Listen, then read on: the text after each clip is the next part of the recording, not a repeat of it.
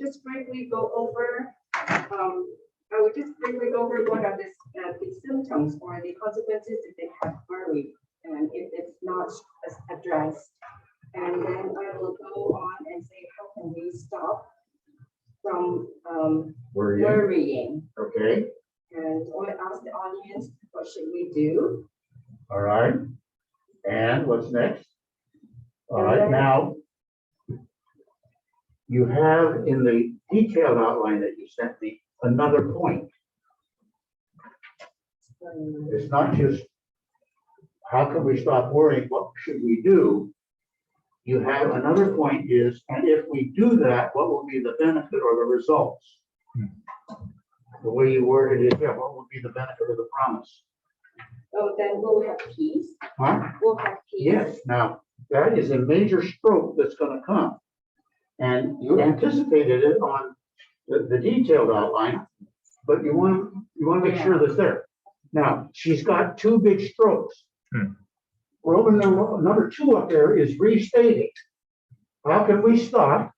And she restates it. What should we do? That's good. Okay. How can we prevent ours? How can we get rid of this tendency? Grace, I'll give you this after. Oh, Yeah, I'll give all of you thank you. nice red. Okay, now, if you have 2 strokes to the message, you should let the listener anticipate that. So, and you restate a preview indicating I have 2 strokes. So it's, how can we stop worrying? What should we do? Today we're going to see 2 things. First of all, how can we stop worrying? What should we do? What will keep us from worrying or being bothered by our worry? That's the first thing we're going to see. How can we stop? And the second thing is, if we will do those things, what benefit will come to our life? Restate. What is God's promise that he will do for us if we do what we need to do to stop worrying? So how can we stop? And if we take that step, what result will come to our life? Listener says, man, I'm clear. Let's go. All right. So you want to add that to it. Okay. All right. Keep going. And then I'll start out with the context with the Philippines. We say we can look at the Philippines and Paul, what kind of advices Paul's going to give to Philippians, and then we'll learn from them. Okay. And then in here, I'm going to give some context and background about the struggles Philippians is having. Okay. The anxieties, the worries. You want to use the key word. Consistent, keen language threading itself through. So we're going to look at Paul was addressing the Philippians who had anxiety and worry about persecutions within, whatever it may be. Okay, good. All right. And then after that, we'll just then I'll ask the There you go. All right, take the whole thing off. Now we're ready. And you'll tell us to turn to Philippians to see what Paul had to say. Yeah. Okay. All right. Now take the whole sheet off. And there are your 2 big strokes. The antidote is prayer, supplication, and thanksgiving, or to use the language of the preview. And you always want to do that. The way to stop worrying is to pray with thanksgiving. The way to get rid of the anxiety within our life is to instead come into God's presence and give him our requests with a grateful heart. See, I restated the point. Right? So as much as you can, use the same language that the listener heard in the preview as you come into the Roman numeral, because that way they know, okay, I heard you ask the question, and I hear the answer being framed as an answer to the language of the question. Okay, and then the rest of the outline follows very clearly. And then you have the result, which is God's peace. All right. Now, under Roman numeral C, 1C, John Wesley's mother. Is that prayer about an anxious situation or just prayer generally? she has a lot of struggles. So she has a lot of like struggles and pains, and then she does Thanksgiving, and then she has like a journal of what she prays, and then she thank God about. Is she praying about those struggles? You see what I meant? You can go back and look at the quote. You set it up that if you are worrying, you should pray about it. Okay. Now the examples have to fit that. So if she's not praying about her struggles or her worries, then it doesn't fit, and it needs to be taken out. Yeah. So look at the quote from it, and if it doesn't fit, take it out. The benefit is, notice what she's got. She's going to go back to the 4 examples she gave in the beginning. That's terrific. We've been exposed to our worries. Now she's going to go until it shows what praying about them would sound like. Here's what we would hear ourselves saying if we were praying about it. And then she's also going to return to those same 4 examples when how the peace will come in those situations. That is a terrific tying together of the scenarios fitting all 3 points: the worry, the prayer, the peace. And return to each one. Okay? Grace, good work. Good work. All right, Grace apart. What is your passage? 1 Timothy, verse 1, 12 through 14. First. Say it again. 1 Timothy 1, 12 through 14. Okay. 12 to 14.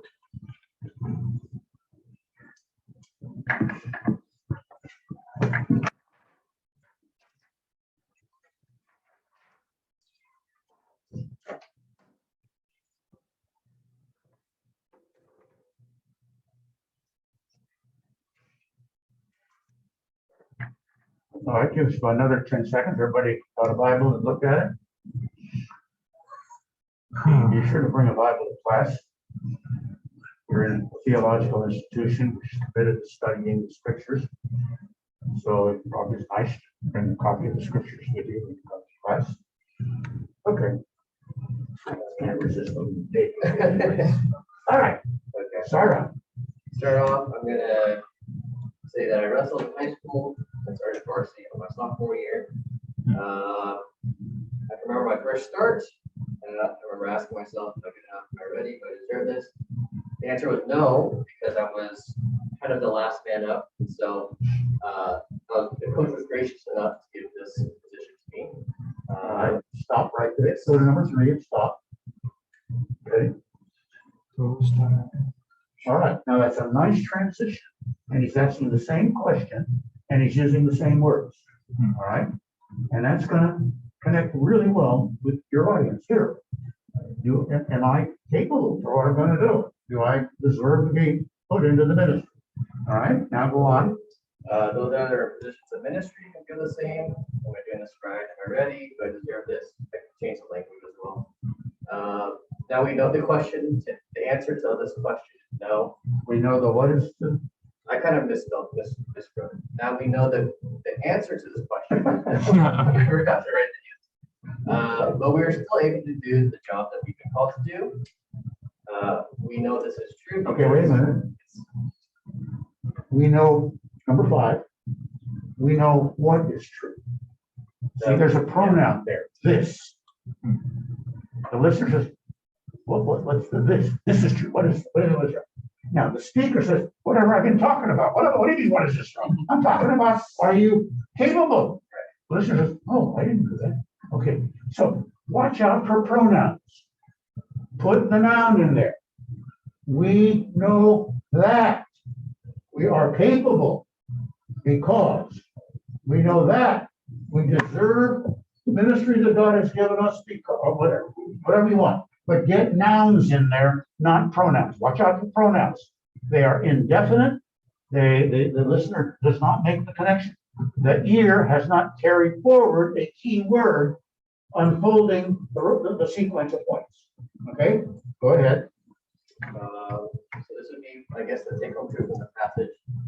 We know that we're undeserving of whatever it is because when we receive grace, we're given the privilege to serve, and this is that we should give thanks. Okay. Now, where do you get the idea of privilege? From the passage. Show me. I don't know if I Bible on me right now. The first. The cover side. Is there a Bible over there on your desk somewhere? No. I'm one of those. Flagellate. That first part where he says, I thank Christ Jesus our Lord, who has given me strength and considered me trustworthy of appointing me to his service. I don't know if this is the right. Okay, what word there is giving you privilege? Appointing me to serve his service. Would that not be privilege? Okay, all right, Is that kind of the same language? okay. I forgot to add the transition, but this is a message to this classroom, obviously. So I would say, I'm a pastor speaking to pastors. So we're going to look for pastors about pastors. Okay. And then this is for the rest. Okay.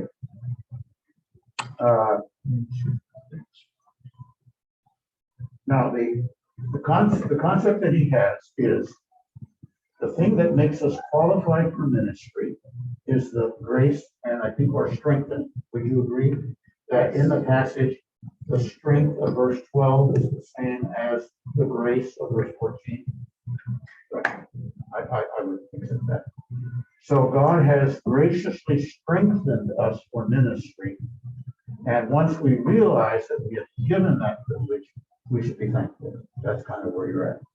All right, so Roman number 1 follows. God, you might even use both words, strengthens or gives us grace abundantly. And then we see that, Paul, you're going to go to the text, that's good. And your point there is that it's somewhere that Paul has been shown mercy for his past sins. He was a bad man, that's good, that's fitting under A. You need a number 3 in there, under A, number 3. How did he get the grace? Where was that grace? Doesn't mean to be long, but your point is, Paul is claiming a strengthening grace. What's he referring to? Just throw that in there for number 3, okay? And then B becomes your application. We too are shown mercy for our past sins. Now your point is, though, that God graces us and strengthens us for ministry. Is that the point of Steve Kim?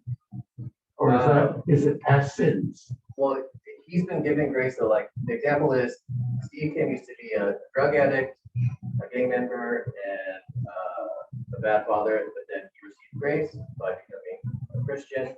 Now he's married. He has a nonprofit organization that deals with incarcerated people and violence. Okay. So that'll be like the turnaround, like kind of like what happened. Again, add a number 3 there. That's good. That'll fit. Now connect it to your audience. What past sins is God overlooking? And how are they receiving strength and grace for their ministry? What does it feel like for them? What does it look like? Okay. They're sitting there thinking, okay. No. What did God do to me or is doing to them? Get concrete. That strengthens them for ministry. Okay? You want to not let concepts slide by as amorphous, abstract, true, but I have no idea what you're talking about. Okay? Try to describe it. Try to make me say, yeah, that happened. Yeah, God's doing that to me too. Okay? That's where you minister to them. That's where you minister. All right. Now keep going. So I would add a transition here. It's like, now that we receive grace, what is it that we should do? We're given privilege to serve, so we should give thanks for this. Okay. Now again, look at your A and your B and your C. There's something wrong with those statements. Are they all the same? What is wrong is all the same. Yeah.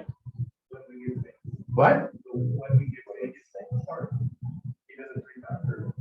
Yeah, no, that's, keep looking. No. What is the cause effect in those statements? Privilege instance. The thanks gives the strength. Huh? Causes the thanks and the result is the strength. The cause is thanks, and the result is gaining strength. Right. In the text, what is the cause effect statement? It's the reverse. Causes. Yeah. Gaining strength, I give thanks. I don't get strength by giving thanks. I give thanks after Right. pour the strength I've got. Okay. Ah, Yeah. yeah. Yeah, that's right. You got it. Okay. You can't let that slide by you. That is an absolute illogical step that the listener will say, I have no idea what this sermon is about. I thought I was tracking, that I'm supposed to give thanks for the grace and strength I receive. Now you're telling me I need to give thanks in order to get the grace and strength. Which is it? Okay, I see what you're saying. Yeah, So these statements are the opposite of this. that's right. So I just have to make these worded better. Actually. When we are given the strength to serve, we give thanks. When God considers Always us have to reverse. Yeah, that's it. Jason, I have a question. Yeah. What, for Roman numeral 1, 2, what like specific verses of those points in reference to? Is it just like all three? It's just more of like a rhetorical question, like bringing up the example that a lot of ministers suffer with, like, am I doing this right? Am I okay? To kind of like play on that and be like, yes, even though we aren't worthy of it, even though maybe we're not the best, we're still able to do it because we can do it. Don't be surprised at your insecurities for ministry as you get started. When I went to my first pastor, I was 33 years old. I had 2 doctorate degrees, and I've had a lot of Christian ministry experience in teaching young couples classes and everything. And I was still so insecure. It was so pitiful that on Tuesday, when I went into the office, there was a secretary, church secretary. Her name was Louise. She was old enough to be my mother, but nice, plump little lady who kind of ran the church. And I mean, I would listen. I don't think I was very clear Sunday. What am I doing? I'm feeding out. Please compliment me. Please tell me it was wonderful. And she would. And she would come back and she, oh no, it was. Oh, okay, I'm glad. That's insecurity. So that's a good question. Am I going to be capable of this? And when I left the church after 7 years, went to teach at Dallas. By then, after 7 years of pastoring, I kind of got the idea that, okay, I'm okay. I can pastor, I can preach. But now I'm entering into a new environment of teaching, and the old insecurities all came up again. Will I be an effective teacher? Or will I be in the category of, oh, no, I gotta take a class. Because there were some professors like that when I went to seminary. You gotta endure a whole semester of a boring lecturer because he's the only one offering this particular class, theology. No, I want to be like Hendricks, Howie Hendricks. You don't know who he is. Classes are packed. When he's speaking in chapel, you can't find a seat. When other people are speaking, yeah, you find a seat. So it's a long time before securities. Okay, Jason Donnelly, you'll make the adjustments and it'll come out really well. Could I ask a quick question? Yeah. If we do that switch at the bottom, it becomes so like it basically will have one application. We have these 3 reasons to give, and it always ends with give thanks and give thanks. You may adjust that into just one package and one thanks. And again, talk about what it would sound like to give thanks. What is the language we would use? You don't need it for all 3 of them. We've been given grace. We've been privileged to serve. Let's give thanks. And you might just expand on the thanks part at that stage. Okay, very good question. All right, Matthew Park. All right, baby. Your passage. My passage is 1 John. Oh, yeah. 1 John 2. chance to read it. Sorry, one more time. First John, what? First John, 2, Verses 15 to 7. 15 to 7.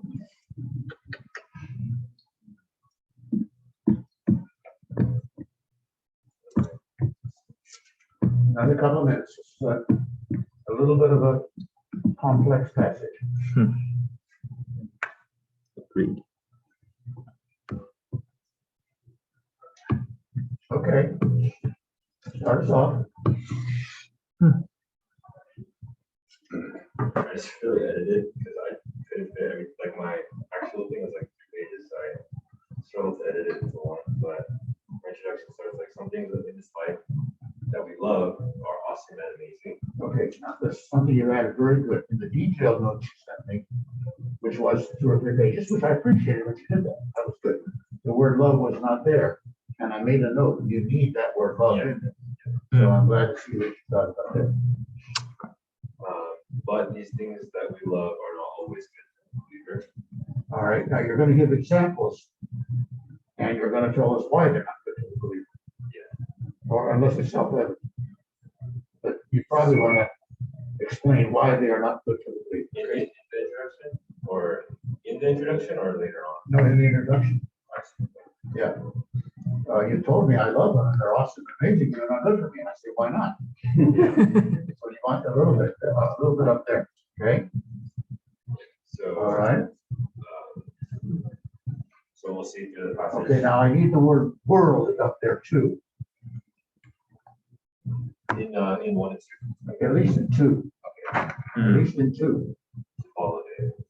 Okay? These things that we love, they're not good for us. They are part of the world's damaging influences on us. Honestly, I just couldn't fit it in stuff. What? I couldn't fit it in the page. Yeah. Okay, but make sure that it's in the oral presentation. Yeah. If I don't hear that key word setting up world, I'm unprepared for A under 3. Because now you're introducing a word that hasn't shown up so far. And I'm thinking, wait a minute, what's the jump? But if you've got the word tying the flow together, I'm tracking with you. Okay? So these things are not good for the believer.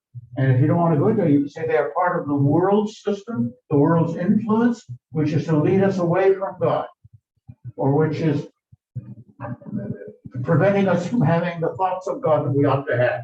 Now I'm ready. Love for the world is not compatible with love for God. Now I'm ready for it. That makes sense. There's such thing as too many keywords. Is there such thing as too many Well, keywords? the only ones we talked about so far are love and world. Watch the general speaking. Yeah. Sometimes you start out with the keywords that are going to show up, and then later on, another keyword shows up that is different, but you introduce it, and then you follow through on it. So you have to keep thinking of the listener's ear. Is the listener's ear picking up the flow and the connections? If the listener's ear is not picking it up, it's because there's no wording that is enabling them to make the connection. Okay? I cut off one line, but it was, but these things are rebellious and contrary to God. And it was the point 3, we will see the love for the world is compatible with love for God. Okay, now, the B statement up there is confusing, and I hear it. Yeah. How would you restate it? What are some of the things that we desire That's clear. from the world? Yeah. Now, what can we desire? That sounds positive. What are some of the temptations that come from the world? What are the desires of the world that are pulling us away from God? Okay. I have a question, Dr. Station. So I know in general we're supposed to follow the flow of the passage, but like in my mind, it would make sense to have B before A, because then you're ahead of. Okay, that's interesting. Yeah, it's like you're just following the flow of the passage more than it is following how I would naturally think. That you have a clear flow. Yeah, because is it okay to switch around the passage but logically it makes sense? What would be the natural flow? What is the thought order? Go back to that chapter in the 2 outline. There is a thought order, and the listener will follow you into the middle of the verse or the beginning of the verse if you tell their eyes to go there. Oh, that's okay. Yeah, it's all right to do that. Okay. There is a thought order, which is different than the written order. Okay. Because in a written order, a reader could easily make the connection. When you break up a passage and you expand on elements, the ear cannot make that connection. The ear needs to go in this sequence. And so check the discussion of thought order in the chapter on the truth outline and structure the message. Yeah. Do you just say, like, later on in the sermon, I know we're on verse 14, we're gonna jump to verse 16 to see this, and then we'll come back to verse 15. Sure. Okay. The listener is very prepared to do that. Okay. Because the answer to that question is going to be found in the middle of verse 15, even though your passage started with verse 4. Sure. As long as you tell them that, they'll put there. They are more interested mentally in making a logical progression than they are in making sure you follow the written order. Hey, it's wrong order. All right. And then see is what is the actual difference between the things of the world versus the things of God. Interesting. Let's stick up. All right, take it up. Now, Roman numeral 1 is awkwardly phrased in English. You would never say that sentence in English. We are not to love the world, and if we love God, the things in the world are incompatible with us. The listener says, okay, now you got to change that language and get it to what is it? How would you say that to a 13-year-old in the church parking lot? That's your test. You're out in the church parking lot, standing by a car, and you got a 13-year-old in front of him, and you want to give him this concept. What words would you use? That's the word you ought to put in it. Okay. You listen to the news anchors on television. They never use a vocabulary above 13-year-olds. And they never say sentences that you don't immediately understand. Okay? We are preaching to the ear. Right? Now,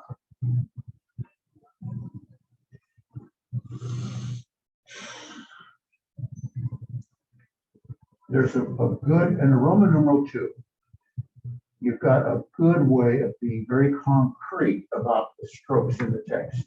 The lust of the eyes, pride of life.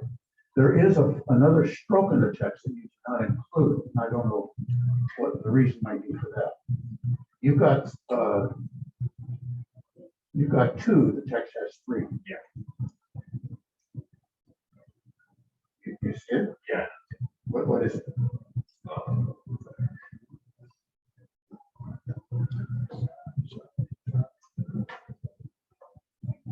Everything in the world, cravings, lust, and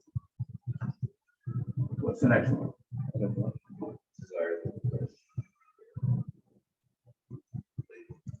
Cravings of sinful men, the lust of his eyes, and the boasting of what he has and does. Boasting is not in here. Yeah. Okay. Are you with me? Yeah. So you might do that. Now, it's nice that you have balanced what God, this is the incompatibility. This is the world. This is incompatible with what God. That's very good instance. Okay. Same thing here. This is the world's thing, and here is the why it's incompatible with God's law. Now you can do that there. The other way, let me think, let me see if I have.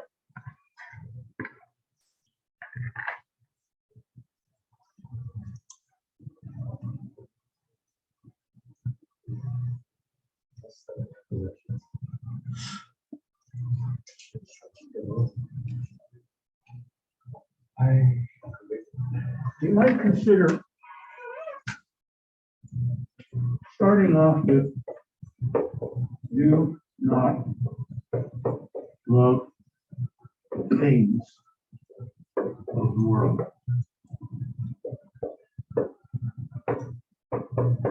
What are these things. And you might include the craving, lust, and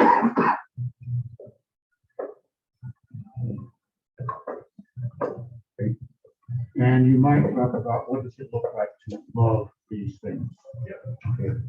Then when you come under here, you might have two reasons why we are to not love the world. And the first reason would be they are incompatible with the Father. And then you might bring in and show the Father calls us to do these things. So obviously, the earlier desires are incompatible. So the first reason is they are incompatible.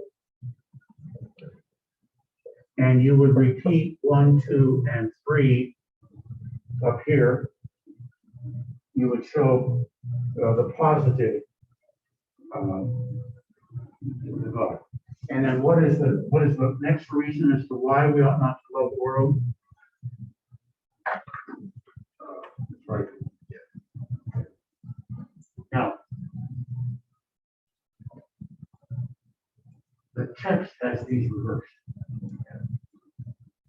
And you might, I would think that would be the best word. So, the reason, and again, if you've got two reasons why, one of the principles of clarity is you've got a list, you've got to repeat the umbrella language of the list. So the first reason why we ought not to love the things of the world is because they're incompatible with God. Then don't say the things of God are. The second reason why we ought not to love the things of the world. If you don't give that, they won't connect it. They've got to hear. You would set up two reasons. You would restate two reasons. The text will go on to tell us that there are two kind of things. Okay, the first reason, when you get down here, the second reason is because, and then put it in the order of the text. The things of this world are temporary, all the things of God. I think I just put it in that order because your natural thought progression would be like,